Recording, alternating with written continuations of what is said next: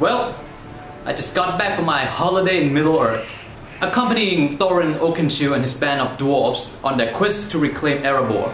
So what did I think about this quest? Was it the fulfillment of my childhood dream? Or was it a complete and total failure? Well, my friend, this quest was nothing short of an epic accomplishment. Peter Jackson did it again, 9 years after the release of Return of the King. He is back with The Hobbit, The Unexpected Journey.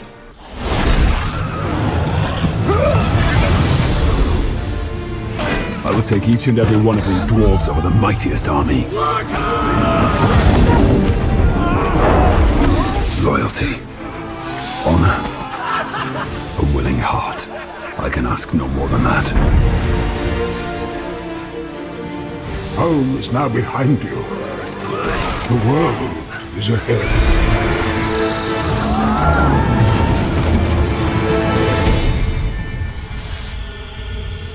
Holy shit, this movie was epic. You know, this was one of my hypest movies this year. I was so excited for it. It was the return to Middle-earth that we've been waiting for the last 9 years. And damn was it worth the wait. With the release of The Hobbit, The Unexpected Journey, Peter Jackson has cemented himself as one of the leading directors in the fantasy genre. And you know, I try not to scream like a little fanboy, but I can't. This movie, to me, was one of the perfect depiction of Middle-earth I had ever seen. Everything was there, he missed nothing. And this is one thing that really bugged me, because about a week before the film was released, there was an advanced screening for some critics, and Rotten Tomato gave it like what? A 50% I think, and there was like a lot of rotten review coming out. I was like, did Peter Jackson screw it up, man? Oh shit! I mean, I saw the criticism for the 48 frame rate per second thing. I saw criticism for the movie being so unnaturally long, and I seen criticism of everything looked fake, like it's a set on a stage, and I'm like, oh god man, I'm gonna hate this movie. I went in half expecting to hate this movie because, well, I listen to critics too. I mean, I listen to the people who are like normal people who went to watch the movie, and I also listen to the critic. And my critics, I was saying, this movie's gonna suck, this movie's gonna suck, while the childhood inside me was like, oh please, please be good. And after I walked out the theater, my childhood won over and my critic succumbed. This movie was great, amazing, grand, whatever the adjective for the word good is in there. To me, this was a perfect fantasy film. It left nothing out from the book. Everything was meticulously put in there. Everything was so down to the last letter detail that I found myself so engaged in the world. The attention to detail that Peter Jackson put into this film was phenomenal. Everything you read from the book will be in this movie, I guarantee that. And he also added some of his other elements into it, but it doesn't in any way diminish the core story of the book. From someone who is a fan of the book and has read it so many times, it was a pure nerd nirvana for me. I was so glad everything was in there. Everything I remember from the book was translated onto the film. And it was so beautifully done that I find myself lost in the film. But that's the fanboy talking, but now it's the critic's turn. As a critic, I found this to be a really, really good action and fantasy film. Now I understand lots of people has been less kind with The Hobbit. Now I respect most of your opinion, but as a critic I have the right to pretty much debunk you on some of the things you said too. That being said, I would like to go over the major criticism of The Hobbit. Because I personally don't think it's a flaw, but it's something that actually made the movie good. Now everything that people have been bitching about The Hobbit since its preview at Comic-Con was the 48 frame rate per second thing. So what the hell is 48 frame rate per second anyway? You see, normal movie are shot in 24 frame rate per second. This means that in 1 second there's 24 scenes in it, going by really quickly. Now, Peter Jackson wanted to be innovative, so he used a new camera which shot everything in high definition, increasing the speed to 48 frame rate per second. And the major complaint was that people got really sick at watching this. I mean, not sick like, oh, I don't like this, I'm getting sick of it. Sick as in they're throwing up. Are you kidding me? I mean, personally, I'm a person who gets so easily sick with everything. I got on a ship, I feel nauseated. I got on a plane, the first thing I do is throw up, okay? And I hate 3D movie. Every time I put on that damn glass, I get this major headache every time I walk out of the theater. I gotta go home and take like 4 pills of Tylenol and a Coke. Now, when watching The Hobbit, none of that came to me. Sure, the first 10 minutes was kind of weird for me because I gotta take time to get used to the 48 frame rate thing. But after that, everything just went by so smoothly. And I did not at any point get sick. I was actually prepared to get sick, especially scenes like the goblin chase scene, the walk scene, or the battle scene. I was prepared to throw up. And nothing happened. I didn't get a headache. I didn't get sick. Everything was so crisp and clear. I mean, are people bandwagoning this because it's a new technology? I mean, I find it hard to believe when people say that, oh, they felt so sick, it felt so unnatural. Yes, I agree. It's strange, basically. We haven't seen anything like this before, and at moment, it felt like we're watching like theater or TV. That's one more thing about 48 frame rate per second for me. Everything looked real.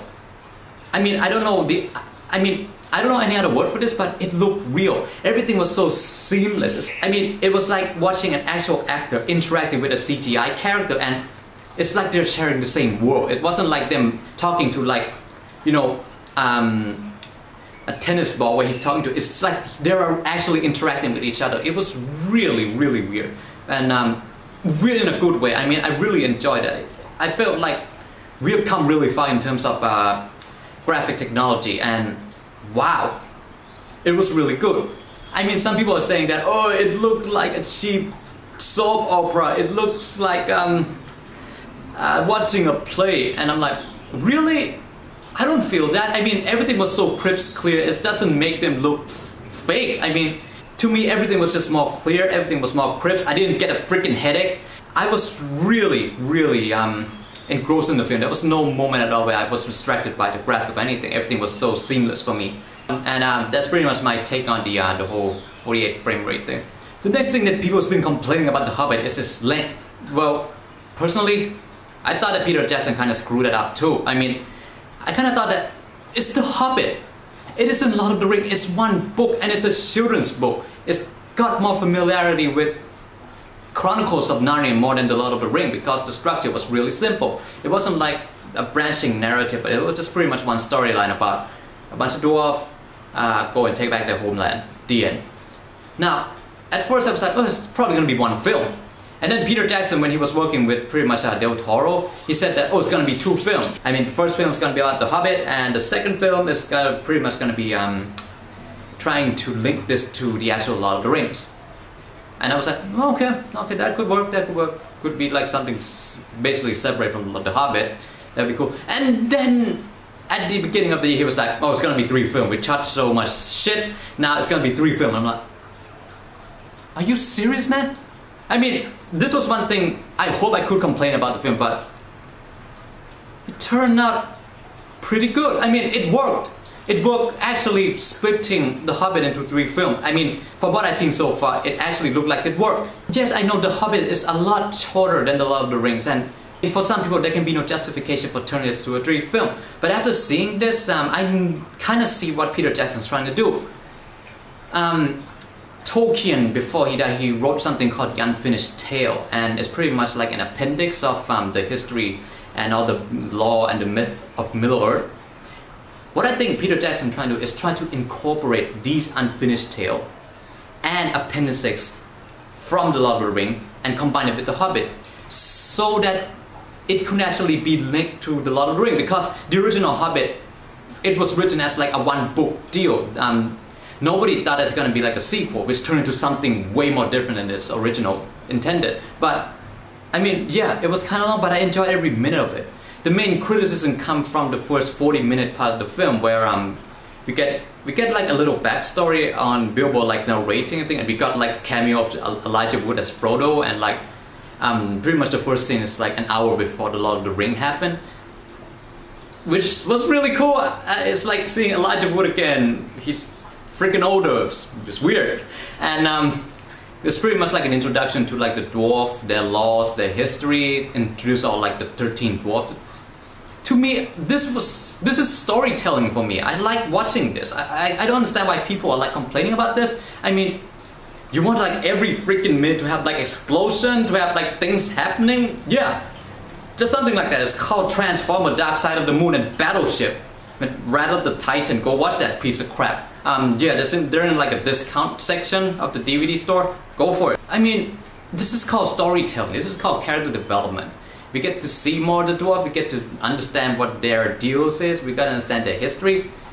I mean, what's not to like? It's like watching an entire world unfold before you. So I find this criticism of like being like, oh, the first 40 minutes is too slow to be kind of bullshit, I guess, because like I don't feel that way. I mean, I appreciate like good storytelling, but I will not say that this is a good thing until I see all the 3 films. Because he did it right in this one doesn't mean that he's gonna get it right in the 2nd and the 3rd film.